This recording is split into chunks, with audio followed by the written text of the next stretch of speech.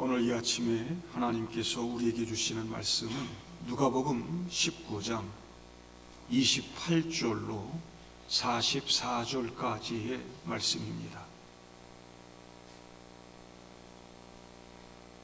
누가복음 19장 28절부터 44절까지입니다.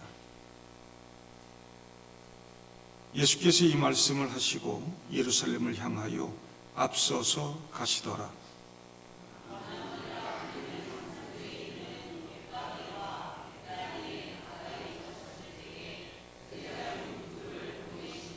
이르시되 너희는 맞은편 마을로 가라.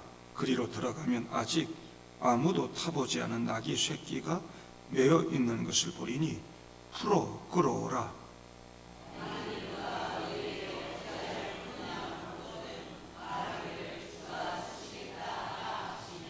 보내심을 받은 자들이 가서 그 말씀하신 대로 만난지라.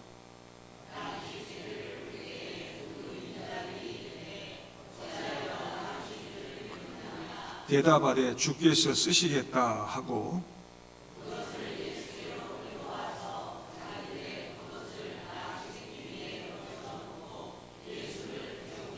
가실 때 그들이 자기의 겉옷을 길에 펴더라.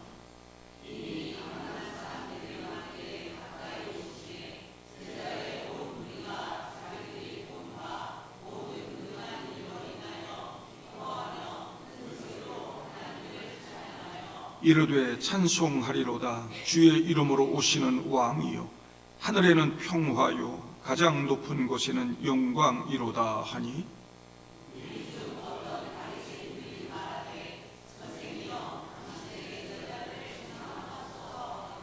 대답하여 이르시되 내가 너희에게 말하노니 만일 이 사람들이 침묵하면 돌들이 소리 지르리라 하시니라. 이르시되 너도 오늘 평화에 관한 일을 알았더라면 좋을 뻔하였거니와 지금 네 눈에 숨겨졌도다.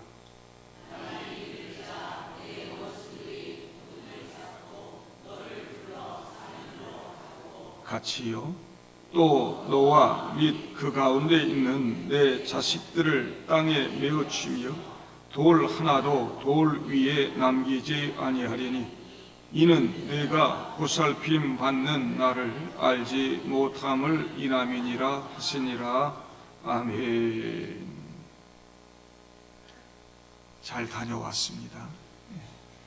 얼굴이 좀 탔죠? 거울로 봤을 때는 잘 몰랐는데 영상이 이렇게 비춰지는 얼굴을 보니까 얼굴이 좀 탔구나 이런 생각이 듭니다. 그리스 튀르키의 이 5월 날씨가 역대급으로 선선하고 흐리고 막 비도 오고 해서 이 정도입니다. 매일 새벽같이 일어나서 저녁까지 하루에 한 2만 보 정도씩 걸으면서 강행군을 했던 것 같습니다. 사도 요한과 사도 바울의 선교 여정을 거슬러 올라가면서 큰 은혜와 도전을 받았습니다. 성경에 나오는 지명과 이야기들을 눈으로 보고 확인할 수 있는 귀한 기회가 됐습니다. 이 성지순례를 가면 이 시간의 간격은 좁힐 수 없지만 공간의 간격은 곧 좁힐 수가 있어서 성경을 이해하는 데 많은 도움을 줍니다. 실제 다 성경에 있는 내용들이 그대로 다 펼쳐지고 있으니까요. 거기서 만난 서울의 모 교회 청년들이 왔더라. 눈물 글썽이면서 은혜를 받고 우리는 반모섬에도 가서 사도 요한이 있었던 곳에 갔다 왔다 그랬더니 거기도 정말 가고 싶은데 저희는 이번 일정이 없어요. 눈물이 글썽이면서 몇 번 겹쳤는데 사도 바울의 숨결이 이 깊은 곳에서 그 청년들이 찬양하면서 선교지에서 묵상하는 이런 모습 보면서 이게 젊었을 때 우리 청년들 보내야 되겠다. 젊은이들이 가서 이걸 눈으로 직접 보면 그들이 평생 신앙을 떠나지 아니하고 하나님 은혜 가운데 살 텐데, 이런 생각, 도전을 갖게 됐습니다.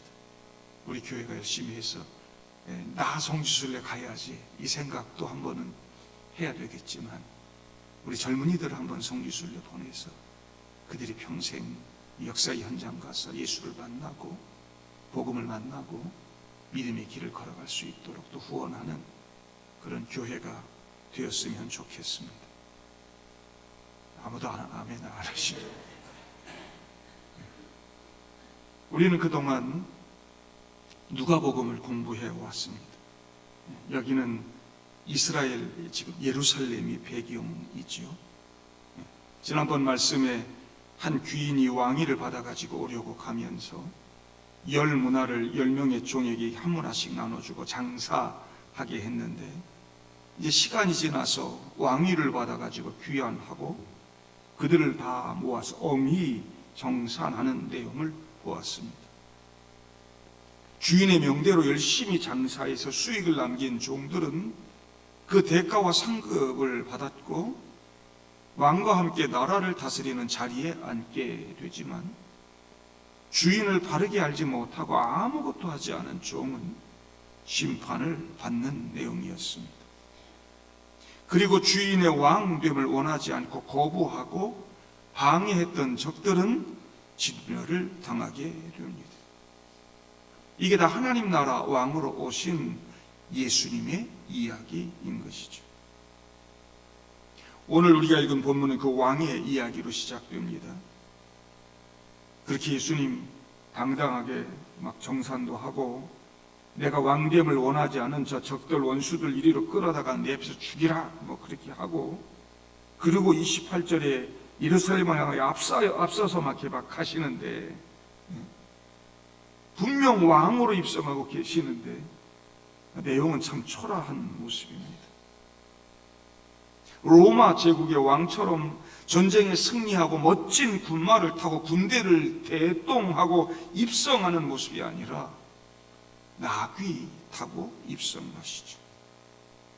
이 앞에서 불의한 종 심판하시고 적들을 진멸하는 그런 왕의 귀환을 그리시더니, 이런 모습이 왕의 귀환이라고 할 수 있단 말인가? 다시 오셔서 심판하시고 새로운 나라를 완성하실 재림 때의 왕의 모습이 아니라 아직은 완성되지 않은 그런 나라의 왕이라 그런가? 이런 생각도 하게 되죠. 그러나 여러분, 예수님은 그때나 지금이나 앞으로나 영원토록 우리를 통치하고 다스리는 왕이신 줄로 믿습니다. 우리에게 좀 뭔가 문제가 있는 거 아닌가? 우리에게 왕의 귀환은 무엇인가? 우리가 기대하고 생각하는 왕은 어떤 모습이고 어떤 왕인가? 왕이신 예수님이 왜 나귀를 타시고 예루살렘 성을 바라보시며 우셔야만 했는지, 그때 사람들이나 지금 우리들이나 뭔가 그 왕을 오해하고 있는 건 아닌지, 마지막 십자가 지는 사역을 위해 예루살렘에 입성하시는 예수님을 제자들과 무리들은 기뻐하면서 왕으로 맞이했고, 자기들의 겉옷을 예수님 타신 나귀에 깔고 막 바닥에 깔면서 예수님 찬양했습니다. 오늘 우리가 읽은 누가복음 본문에는 나오지 않지만, 그때 이스라엘을 상징하는 막 종려 가지를 흔들면서 호산나 찬양했다고 해서 그날을 지금도 종려주일로 지키잖아요. 하지만 이 환호의 중심에 서 계셨던 예수님은 뿌듯해 하시면서 기쁨의 미소를 지으시면서 웃으신 것이 아니라 예루살렘 성을 바라보시며 우셨습니다. 여기 우셨다는 말은 조용히 눈물 흘리면서 울었다는 단어가 아닙니다. 성경에 울었다는 단어가 몇 번 나오는데, 여기 나오는 우셨다는 말은 크게 울부짖었다는 뜻입니다. 몹시 애통했다는 말입니다. 예루살렘의 왕으로 입성하시는 그 주인의 눈에서, 왕의 눈에서 눈물이 흘렀습니다. 왜 예수님은 이토록 환영받는 순간에 우셨을까요? 사람들은 정치적 해방자, 민족의 구원자로서 예수님 기대했지만 예수님은 하나님의 평화를 가지고 오신 참 메시아였습니다. 구원과 생명을 주시는 구주, 우리에게 영원한 하나님 나라를 주시는 그리스도 메시아였습니다. 그 차이를 알아보지 못하고 자기들이 기대했던 메시아가 아니라고 해서 예수를 거부한 예루살렘은 결국 멸망이라고 하는 비극을 맞게 됩니다. 이 안에 예수님의 눈물의 이유가 있는 것입니다.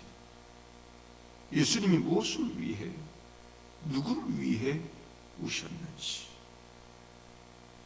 오늘 우리는 예수님의 눈물을 통해서 우리의 삶과 이 시대를 되돌아보며 주님의 그 마음에 동참하고 주님의 뜻을 이루어가는 참 그리스도인들이 되어야 할 줄로 믿습니다.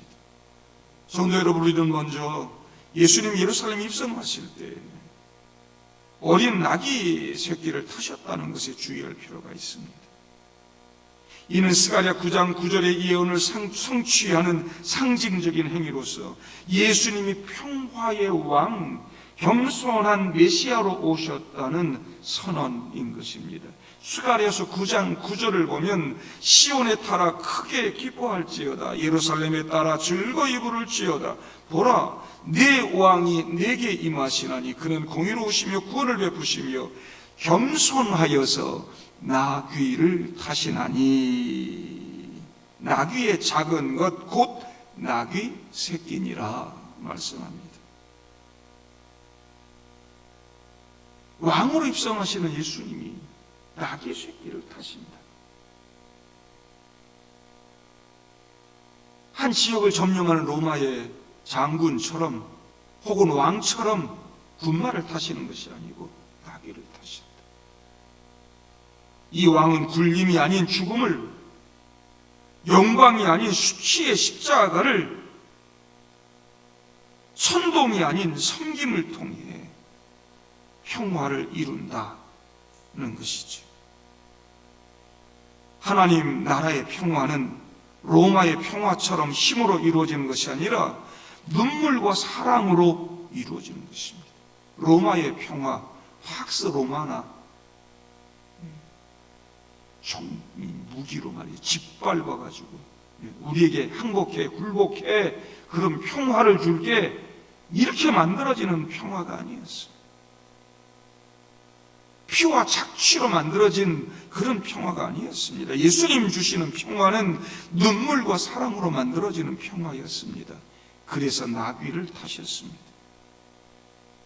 참된 평화는 로마가 무너지고 이스라엘이 독립을 얻는 정치적인 전복을 통해서가 아니라 메시아가 가지고 오시는 하나님의 나라를 통해서 임할 것이라는 거죠. 그러나 거기 모인 군중들은 그걸 제대로 이해하지 못했습니다. 그들은 예수께서 다윗의 왕위를 회복하고 로마로부터의 독립을 이룰 정치적 군사적 메시아가 되리라 기대했습니다. 아니, 그런데 아직 아무도 타보지 않은 나귀 새끼를 타고 쫄랑쫄랑 예루살렘에 입성을 해. 정말 모양 빠지는 일이었죠. 우리가 믿는 우리 왕 예수가 이러면 되는가? 이러한 우리의 오해는 결국 예수님을 배신과 십자가 위로 몰고 가는 것이죠. 예수님은 자신이 성공적인 왕으로 대우받는 것이 아니라 하나님의 뜻을 이루는 종으로 부름받았음을 알고 계셨습니다. 하지만 나귀를 타신 겸손의 왕은 끝내 말과 병과 화를 끊어내고 진정한 평화를 이룰 것이고 죽음과 절망의 구덩이에 빠진 저와 여러분들 건져내실 것입니다. 예수님은 보고 있었습니다. 가룟 유다의 배신도, 베드로의 부인도, 제자들의 도망도 이미 다 내다보고 있었습니다. 5일이 지나면 이 환호성이 십자가에 못 박아라, 못 박아라 하는 외침으로 바뀔 것도 보았습니다. 5일 후면 유대 종교 권력자들이, 바리새인들이 축배를 들 것을 보았습니다. 여전히 로마의 권력, 총독 빌라도의 권력은 유효할 것을 보았습니다. 무너지지 않을 것입니다. 예수님은 그들에 의해 저 언덕 높은 곳에 세워질 십자가도 보았습니다. 사람들은 예수님을 그 십자가에 매달아 없애버릴 준비를 하고 있었습니다. 누가복음 9장 51절 보면 예수님은 때가 이른 것을 아시고 예루살렘을 향하여 올라가기로 굳게 결심하셨다고 기록하고 있습니다. 예수님은 지금 십자가 지고 죽으시기 위해 굳게 결심하시고 예루살렘 문을 향하여 올라가시는 것이죠. 사람들이 막 왕으로 환영하고 막 찬양한다고 해서 신나가지고 막 올라가는 그런 모습이 아니라는 것입니다. 사람들의 오해 속에서도 끝까지 예수님은 하나님의 길을 걸어가셨습니다. 이제 예루살렘에 올라가셔서 십자가를 지고 죽으심으로 하나님과 인간들의 화평을 이루시고 이 세상에 진정한 평화를 주시게 될 것입니다. 그러나 사람들은 모두가 예수가 이 세상에 없는 영적인 나라, 하나님 나라 왕이었음을 알지 못했습니다. 그저 인간들이 아는 세상 나라, 자기들이 아는 나라를 꿈꿨을 뿐, 예수가 새로운 나라, 하나님 나라, 이 땅에는 그동안 없었던 그런 나라를 주신다는 거 알지 못했습니다. 결국 자기들의 생각과 계획과 뜻에 맞지 않으니까 예수님 거부하고 예수님 죽이는 것이죠. 예수님은 그렇게 자신을 오해하고 거부할 사람들을 위해서 울고 계시는 것입니다. 성도 여러분, 저와 여러분들도 예수님을 우리가 원하는 방식으로만 믿고 있는 것은 아닌지, 예수님 믿는 목적이 무엇입니까? 예수님 추종하고 예수님 찬양하는 목적이 무엇입니까? 이 교회를 나오는 목적이 무엇입니까? 여러분 생각하는 복이 무엇인지, 우리가 생각하는 승리, 성공, 이런 건 무엇이란 말입니까? 그 당시 사람들이 생각했던 것처럼 죽이고 빼앗고 뒤집어서 쟁취하는 그런 성공과 승리를 말하는 것입니까? 사람들은 그거 기대했던 거죠. 로마 뒤집어엎고 로마를 진멸하고 그래서 회복하는 것, 그래서 승리하는 것, 쟁취하는 것, 이런 성공. 로마 황제가 주겠다고 약속한 그 박스 로마나 죽이고 빼앗아서 내가 성공하고 내가 승리하고 내가 부와 권세를 누리는 그런 나만의 평화, 이것만을 추구하면서 나는 교회 나와서 우리 가정에 그런 복 주시고 우리 자녀들에게 그런 복 주시고 그렇게 성공하게 해주시고 그렇게 교회 나와 예수 믿고 있는 것은 아닌지, 예수에게 그런 것만 기대하면서 신앙생활을 하다가 그것이 이루어지지 않는다고 해서 예수를 버리고, 적어도 내 평생 교회를 다니면서 습관적으로 교회 다니고 이게 내 신앙의 삶이었는데, 그리고 나는 떠나지 못할지 몰라도 이 안에 성공이 없다고, 이 안에 진정한 행복과 진정한 평화가 없다고, 우리 자녀들은 다 세상으로 내보내고 점점점 자녀들이, 젊은이들이 없어지는 교회를 만들어가고 있는 건 아니지. 나는 그나마 이 교회에 나와서 마음의 위안을 받고 위로를 받고 종교생활을 하지만 너희들은 세상에 나가서 부와 권력을 쟁취하고 성공하고 출세하고 잘 되라.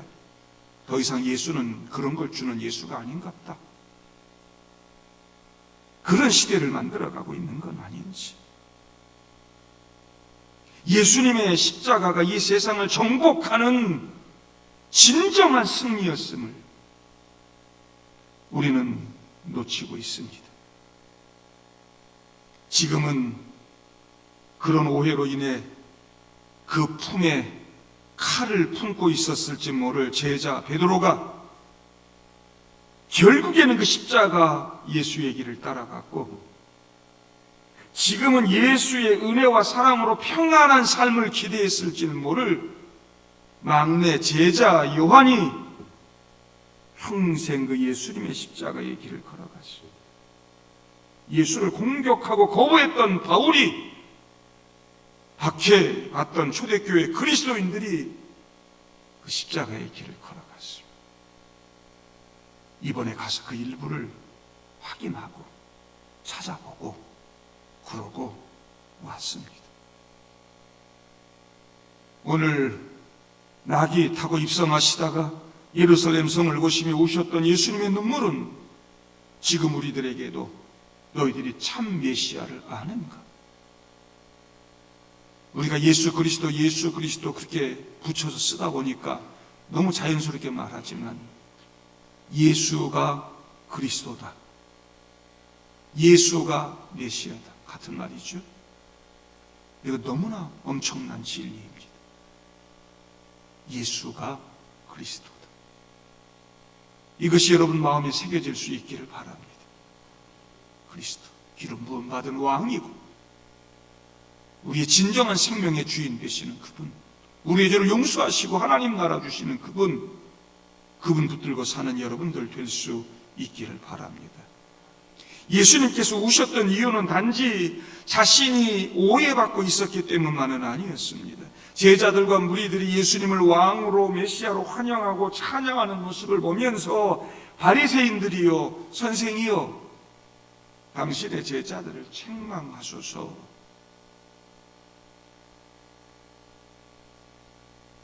수많은 사람들이 예수님을 왕으로 영접하고 있습니다. 이분이 우리가 기다려왔던 메시아라고 찬양하고 있습니다. 근데 바리새인들은 예수님을 향하여 선생이요, 저렇게 신성모독하고 저러는 인간인 당신 나사렛 예수가 별거 있겠습니까? 당신 같은 사람을 찬양하고 그렇게 왕으로 메시아로 하는데 생각하세요. 지금 로마 군대들이 지금 다 정보 딱 깔아가지고 지금 이 모습 다 보고 있습니다. 막 왕이 들어왔다고 그러고 막 그러면 금세 와서 진압도 하고 막 큰 위험합니다. 책망하세요.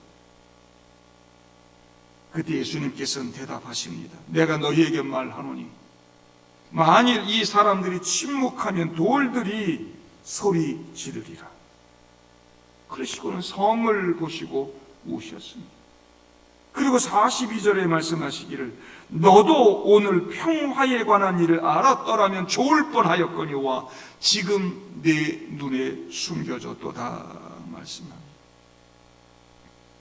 사람이 한 번도 타보지 않은 나귀 새끼도 예수님을 거부하지 않고 날뛰지 않고 얌전하게 예수님을 왕으로 모시고 있건만 이스라엘의 종교 지도자들, 이 바리새인들은 예수를 보지 못했고 받아들이지 않고 있습니다.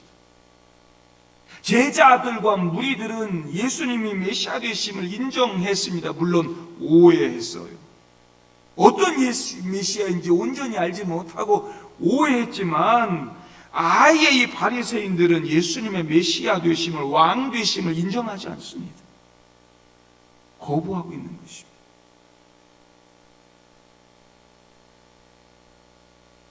공생애를 시작하면서 예수님은 가난한 사람들 보았습니다. 배고픈 사람들 보았습니다. 죄로 인해 얽매여 살아가는 사람들 보았습니다. 많은 병자들 보았습니다. 목자 없이 유리하며 고생하는 그들을 보시면서 예수님은 민망해하셨고 가슴 아파하셨습니다. 그들에게 연민이 있었고 가슴 깊은 눈물을 흘리셨는지 모릅니다. 실제로 우신 적도 있습니다. 깊은 우정을 나눴던 나사로의 죽음 앞에서 울었습니다. 마리아 마르다가 통곡하며 울자 예수님도 그들과 함께 통곡을 하셨습니다. 그들의 아픔, 그들의 슬픔을 품고 하나가 되셨습니다. 그런데 지금 왕으로 나귀 타고 입성하시던 예수님이 우셨습니다. 그는 예루살렘 성을 보았습니다. 그 예루살렘 성과 그곳에 몰려드는 수많은 사람들의 얼굴이 오버락되면서 그들의 생명이 허무하고 비참하게 끝나게 되는 것을 보았습니다. 그들은 평화의 메시지를 알아듣지 못했습니다. 하나님이 약속하신 그 평화의 메시지, 구약 성경에 하나님 주신 그 언약의 말씀이 이렇게 지금 성취되고 있다는 걸 보지 못했습니다. 유대 종교를 지켜왔다고 하는, 구약 성경을 지켜왔다고 하는, 메시아를 그동안 그렇게 기다리면서 기도하며 갈망해 왔다고 하는 그들이었는데 그들은 성경 온전히 알지 못했습니다. 하나님의 참된 메시지 알지 못했습니다. 예수가 왜 오셨는지 알지 못했습니다. 자기들 앞에 있는 진짜 왕이신 예수 알지 못하고, 선생이요, 당신의 제자들 좀 책망하십시오. 그들은 눈이 있었습니다. 하지만 보지 못했습니다. 그들에게 귀가 있었습니다. 하지만 그들은 듣지 못했습니다. 선민의식 가지고 말씀 붙들고 메시아를 기다렸지만 그들은 하나님 주신 메시지 핵심을 놓쳤습니다. 예루살렘은 하나님께서 보내신 평화의 기회를 보지 못했습니다. 영적으로 눈이 멀었습니다. 보지 못했고 기회를 잃었습니다. 오히려 자신들의 방식, 자기들의 기대를 붙잡고 있었기에 진정한 평화와 구원을 잃어버린 것이죠. 그 결과는 참혹했습니다. 예수님의 예언처럼 성이 둘러싸이고 돌 위에 돌 하나도 남지 않게 되었습니다. 불과 예수님 십자가에 못 박히시고 40년도 채 안 돼서 주 70년에 로마의 디도 장군에 의해서 예루살렘 성 함락되고 성전 무너지고 수많은 사람들이 죽임을 당했습니다.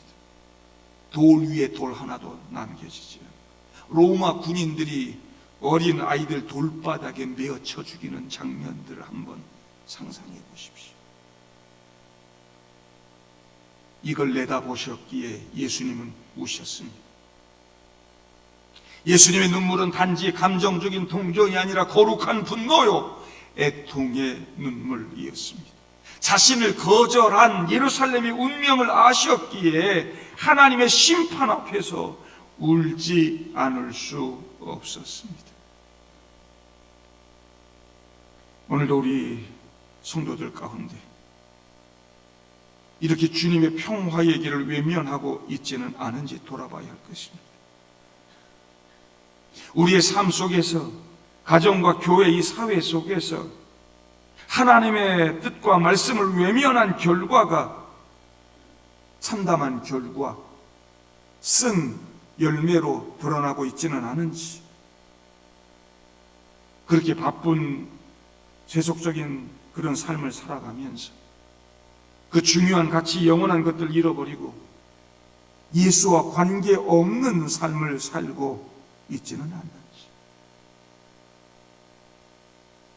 예수가 내 삶에 참된 행복과 구원을 주시는 영원한 하나님 나라 주시는 분임을 온전히 알지 못하고 여전히 세상 나라 방식을 가지고 살고 있지는 않은지, 날마다 교회 나와서 예배를 드리고 말씀 듣고 이런 하면서 날마다 보고 날마다 들으면서도 그 진리를 온전히 보고 깨닫지 못해서 참 예수를 잃어버리고 살고 있는 것은 아닌지, 예수님께서 나를 보시며 웃으실까 우실까?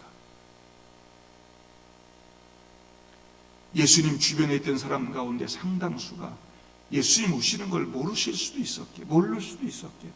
뒤에서 이런 모습을 뒤에서 보면 예수님이 막 사람들이 환호하고 막 이러니까 웃는 것으로 혹시 알고 있지 않았을까? 나를 보시면서 예수님이 웃으실까 우실까? 우신다면 뭘 보시고 무엇 때문에 우실까? 우리가 겉으로는 신앙생활 이렇게 잘한다고 하지만 실제로는 회개와 순종이 없는 삶을 살아가고 있지는 않은지 돌아봐야 할 것입니다. 주님께 굴복하는 여러분 되기를 바랍니다. 어린 아기 새끼, 한 번도 타보지 않은 그런 야생이 살아있는 아기 새끼는 사람이 타면 막 홀쩍 뛰고 막 사람 떨어뜨리고 이러죠. 과연 그 아기 새끼처럼 예수님께 굴복하고 예수님께 항복하고 예수님 모시고 예수님 의지하고 그분과 함께 하나님 나라 이루며 살고 있는가? 아니면 바리새인들처럼 참 예수 알지 못하고 예수가 주는 참된 평화, 영원한 생명과 구원을 보지 못하고 예수님 거부하고 살고 있지는 않은가? 예수 믿는다고 하는 것이 말로만 되는 것 아닙니다. 교회에 나와 앉아있다고만 되는 것 아니죠. 여러분 삶 가운데 예수를 나의 왕으로 인정하고 그분의 통치를 받아들일 때 저와 여러분 모두가 그분 주시는 참된 평화와 은혜를 누리며 살게 될 줄로 믿습니다. 우리의 신앙을 껍데기로 만들어가지 않기를 바랍니다. 성지순례나 나중에 찾아오는 유적지로 만들지 않기를 바랍니다. 말씀이 살아있고 진실함이 살아있는 그런 신앙이 될 수 있기를 바랍니다. 주님의 눈물은 우리에게도 지금 돌이키라고 하는 간절한 부르심이라는 걸 잊지 않기를 바랍니다. 예수님은 예루살렘 성을 바라보시며 우셨습니다. 그 눈물은 단지 당시의 예루살렘을 위한 것뿐만 아니라 모든 시대의 죄와 불순종 속에 있는 이들을 향한 중보자의 눈물이었습니다. 누가복음 전체를 통틀어 보아도 예수님의 애통과 긍휼은 죄인을 향한 사랑으로 일관되어 있습니다. 예수님의 눈물은 우리를 사랑하시는 하나님의 마음이었습니다. 구약에서도 예레미야 선지자는 예루살렘의 멸망 앞에서 눈물을 흘렸습니다. 하나님은 오늘도 당신의 자녀들이 진리를 거절하고 생명의 길을 외면하는 거 보시면서 애통해 하실 것입니다. 이 말씀 바로 뒤에 나오지만 이미 성전은 하나님과 이 살아있는 소통과 교제의 장이 아니라 힘 있는 자들의 탐욕과 무의미한 종교 행위 많이 무성했던 우상 숭배의 장으로 변해 있었습니다. 그래서 바벨론에 무너졌던 거 아닙니까? 근데 지금 또 그 짓을 그대로 하고 있는 것이죠. 역사는 반복됩니다. 오늘 우리의 교회가 관계보다는 이 건물, 의리한 이 공간을 숭배하고 마음보다 물질을 더 중시하고 낮은 곳이 아니라 힘 있는 곳을 지향하고 있는 것은 아닌지 돌아봐야 될 것입니다. 건물 크게 짓고 권력 중심적인 교회를 만들어갈 때 기독교 역사는 침체하고 다 무너지고 역사 유적지 됐습니다. 아무리 성경에 금딱지하고 이따 오후에 그림 하나 보여드렸겠지만 십자가에다가 그냥 십자가 주변에 금으로 만들어서 다이아몬드 박아놓고 이래도 그 본질 잃어버리면 그거 아무것도 아닌 것이 다 무너지는 것입니다.